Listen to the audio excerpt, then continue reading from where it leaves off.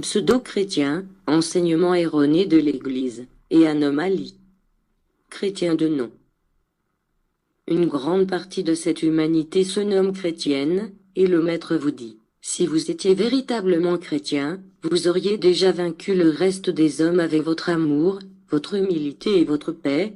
Mais la doctrine, léguée par Jésus depuis le second temps, n'est pas ancrée dans le cœur de l'humanité, elle ne palpite ni ne fleurit dans les œuvres des hommes, mais est conservée dans des livres poussiéreux, et Jésus n'était pas venu pour parler des livres, mais en acte d'amour en guérissant les malades et soulageant les nécessiteux, et vous rétorquerez, mais il était Dieu.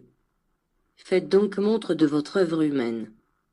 En guise de livre, Jésus vous livrait sa vie, sa parole et ses œuvres, sa passion et sa mort, en tant qu'homme, et ceci est la raison pour laquelle la plus grande partie de l'humanité, se prétendant chrétienne, ne bénéficie de la paix ni de la grâce du Christ, parce qu'ils ne l'imitent pas et qu'ils ne mettent pas sa doctrine en pratique. Écoutez-moi, disciples, afin d'arracher de votre entendement de vieilles croyances. La chrétienté se divise en sectes, qui ne s'aiment pas entre elles, qui humilient, déprécient et menacent leurs frères avec de faux jugements. Moi je vous dis que ce sont des chrétiens sans amour, par conséquent ils ne sont pas chrétiens, parce que le Christ est amour. Il y en a qui représentent Yahvé comme un vieillard plein de défauts humains, vindicatif, cruel et plus terrible que le pire de vos juges sur la terre. Je ne vous dis pas cela pour que vous vous moquiez, mais dans le but de purifier votre concept de l'amour divin. Vous savez, à présent, de quelle manière vous avez adoré Dieu dans votre passé. Comment est-il possible que les peuples, qui se nomment chrétiens, se détruisent par la guerre et prient même avant de s'en aller tuer leurs frères, implorant l'Éternel de leur donner la victoire sur leurs ennemis? Ma semence peut-elle exister là où, au lieu d'amour existe la haine, et où la vengeance remplace le pardon? Je déclare à tous les hommes de distinctes croyances et religions qu'ils n'ont pas su comment gérer les richesses matérielles pour accorder aux choses de l'esprit la place qui lui correspondait. S'ils avaient respecté les lois divines, d'ici ils seraient déjà en train de voir la silhouette de la terre promise et écouter l'écho des voix de ses habitants. Vous dites croire en l'existence de Dieu et avoir la foi en sa divinité. Vous dites aussi que s'accomplisse sa volonté et, en vérité, je vous dis, que votre foi et votre conformité en regard de ce que Dieu dispose sont maigres. Mais Christ par l'Esprit Saint vient encourager en vous la véritable foi pour que vous soyez forts sur le chemin qu'il vous a tracé.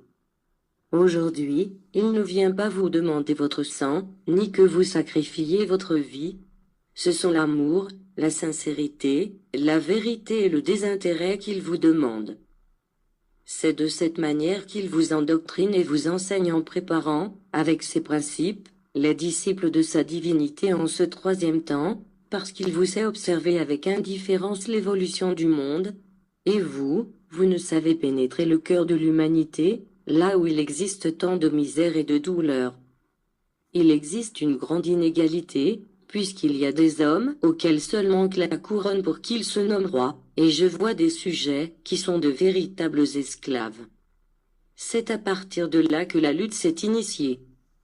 Parmi ces hommes enrichis dans le monde, nombreux se prétendent chrétiens, mais en réalité ils connaissent à peine le nom du Seigneur. Ceux qui ne voient pas leur prochain en les autres, ceux qui accumulent des richesses et s'emparent de ce qui appartient à d'autres, ceux-là ne sont pas des chrétiens, parce qu'ils ne connaissent pas la charité. Viendra la lutte entre le spirituel et le matériel, et l'humanité participera dans cette lutte. Quelle amertume devra-t-elle souffrir pour en arriver à faire triompher la justice? Agnostiques et fanatiques religieux, je vous dis qu'il est préférable d'être plein d'incertitudes et de négations, que plein de fausses affirmations et de mensonges que vous faites passer pour des vérités. Il vaut mieux la négation sincère, qui naît du doute ou de l'ignorance, que l'affirmation hypocrite d'une fausseté. Mieux vaut le doute propre, affamé de compréhension, que l'intime conviction de n'importe quel mythe.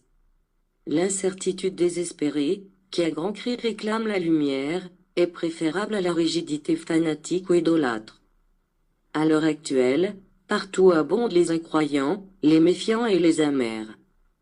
Ce sont des rebelles qui, très souvent, voient plus clair que les autres, qui ne ressentent pas le ritualisme et que les affirmations qu'ils ont écoutées de ceux qui dirigent les hommes spirituellement n'ont pas convaincu, parce que toutes ces théories compliquées n'emplissent pas leur cœur assoiffé d'eau pure, pour apaiser leur angoisse.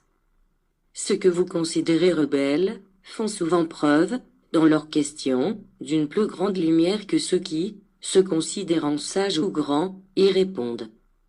Ils sentent, voient, touchent, entendent et comprennent plus clairement que beaucoup de ceux qui se prétendent maîtres en leçons divines. Que la vérité est diaphane et simple. Combien claire et simple est la spiritualité. Cependant, qu'il est difficile de comprendre pour qui s'obstine dans les ténèbres de son fanatisme et de ses traditions. Son esprit ne peut concevoir qu'il existe quelque chose de plus qu'il ne sache, son cœur résiste à renoncer à ce qui, pour lui, a constitué son Dieu et sa loi, la tradition et le rite.